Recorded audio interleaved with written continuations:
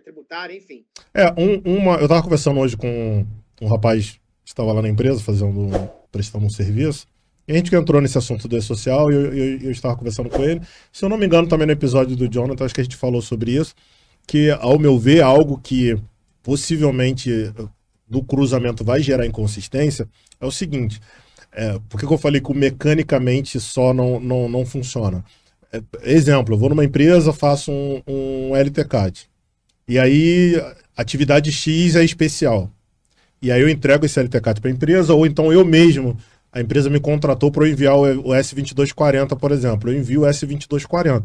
Mas se não houver uma comunicação, e isso ocorre demais, se não houver uma comunicação entre o SESMIT e a contabilidade, departamento de folha, etc., que ela precisa enviar o evento referente à GFIP, porque a GFIP não tem relação com o S2240, assim, diretamente. Você não envia essa informação da GFIP no S2240. O que vai acontecer? Contabilidade, departamento pessoal vai enviar lá a GFIP, sei lá, 1, 0, e o SESM está enviando dizendo que aquela atividade X é especial. Ou seja, não vai ter recolhimento de imposto. E aí, ou seja, mas eu fiz o LTCAT, mas está tudo certo aqui, nós enviamos para o E-Social. Então essa comunicação também precisa ter essa comunicação entre os setores, né? Correto? Não sei se o meu entendimento Não, está correto. perfeito, cirúrgico. E eu já vou te adiantar que talvez esse seja um dos grandes gargalos do E-Social quando a gente fala de SST no E-Social. Porque as empresas de assessoria, né, de consultoria, elas estão, entre aspas, acostumadas a trabalhar de forma independente da contabilidade. Tá? Então, hoje, o que está acontecendo? Além desse ponto que você comentou, com relação à aposentadoria especial, né, a gente envia lá o 2240, digamos, com código de calor por E-Social. Você está avisando que o cara está exposto, aquele evento tem ali o nível que foi aferido, o limite de tolerância, então tem as informações ali. E a contabilidade não coloca o código da tabela 2. Então, isso já é uma inconsistência. Mas eu vou ainda um pouco além, tá, Wesley? A gente tem outros pontos que vão acabar dedurando essa falta de comunicação. Por exemplo, você comentou da aposentadoria especial, e a gente tem o 2240, que é um evento específico para informar atividades que estão listadas no anexo 4 do decreto 3048, são atividades especiais. Só que a gente não tem nenhum evento de SST, pelo menos não por enquanto, para informar atividade insalubre ou perigosa, né? Que são levantadas no LTIP, né? No laudo técnico de insalubridade e periculosidade. Então a gente não manda nada para o E-Social. Só que tem um evento da contabilidade, o evento 1200, e a contabilidade informa o percentual de insalubridade que o trabalhador recebe, caso ele receba, ou de periculosidade. Então, se não houver essa conversa, se a assessoria não ligar para a contabilidade, falar, o funcionário tal, função tal, está exposto à atividade insalubre, tem que haver o pagamento do adicional de 20%, ou 40%, 10%. Informa aí no 1200. Essa informação não vai, cara.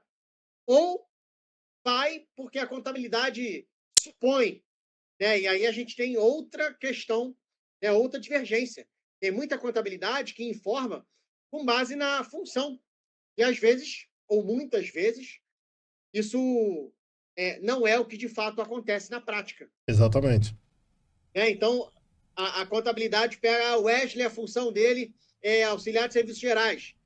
Então tem insalubridade. Cara, às vezes tem. Entendeu?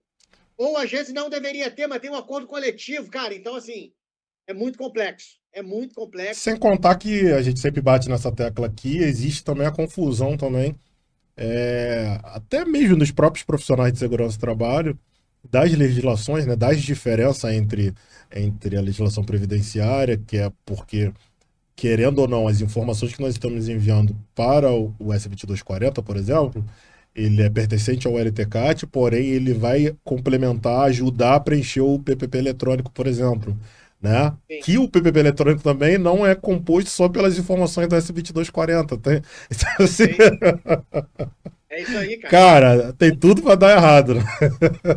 Tem muita coisa, assim. Cara, PPP, se você pega, tem vários eventos ali. Não é só o 2240.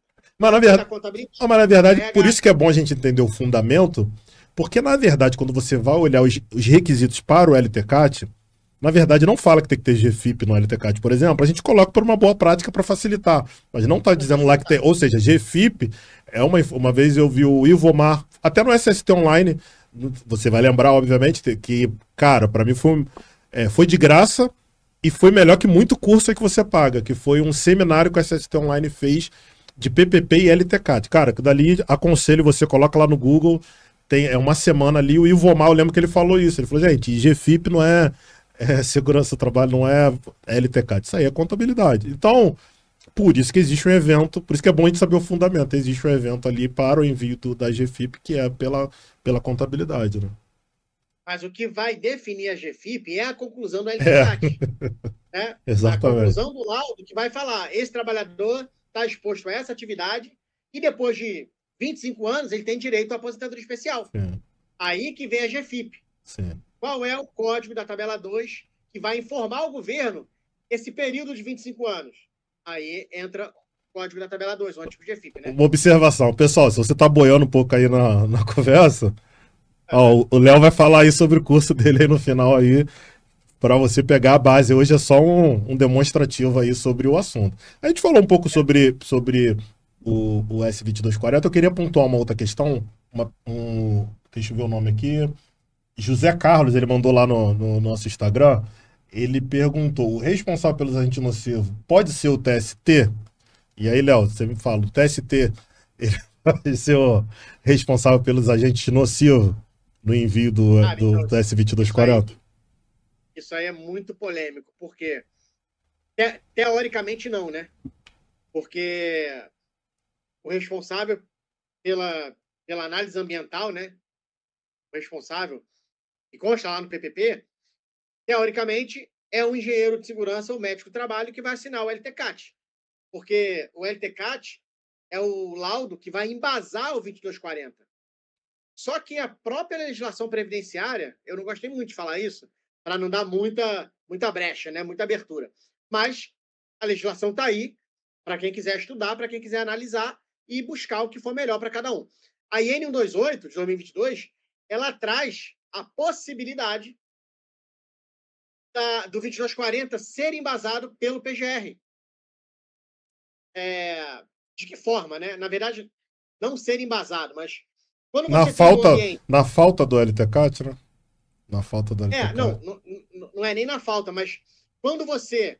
tem a questão da falta do LTCAT, mas aí o PGR teria que cumprir os requisitos mínimos exigidos pelo artigo 276 lá da IN 128. Era isso que eu ia pontuar. Era isso. Não, então, quando você não identifica no PGR nenhum agente que está listado no anexo 4 do decreto 3048, a IN 128, ela te permite você colocar ausência de riscos, o código de ausência de risco, com base nesse PGR.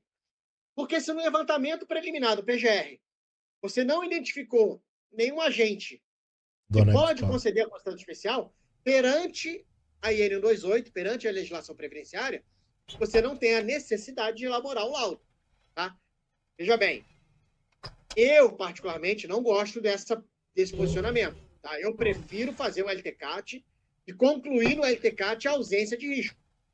Mas a IN 128 concede essa possibilidade. Se você, no levantamento do PGR, não identificar nenhum risco que está lá listado no anexo 4 do decreto 348, por exemplo, um escritório de contabilidade ou uma lojinha de capinha de celular, alguma coisa assim. Só tem basicamente risco ergonômico, risco mecânico. Não encontrou nada físico, químico e biológico. Teoricamente, pela IN 128, você pode preencher o 2240 com ausência de risco embasado por esse PGR. Então, nesse caso, você vai colocar no 2240 o TST como responsável pelos registros ambientais. Tá? Só que é um caso muito específico. Eu, particularmente, prefiro o LTCAT. Mas respondendo o colega aí, em algumas situações, salvo algumas exceções, dá para fazer.